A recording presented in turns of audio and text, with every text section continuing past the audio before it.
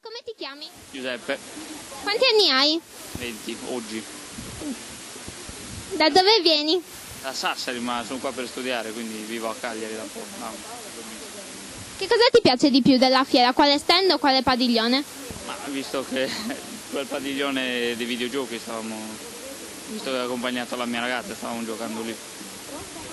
Ma insomma, a noi piacciono più quelli. Se tu organizzassi la fiera, che cosa cambieresti e che cosa aggiungeresti? No, non so rispondere a una domanda così. Non lo so, credo che vada bene così, c'è molta gente, quindi sia a posto. Oggi è Sardi desta Sardegna. Che cosa si festeggia, lo sai? Un giorno della Sardegna, dicendolo molto, è il mio compleanno in particolare. Grazie.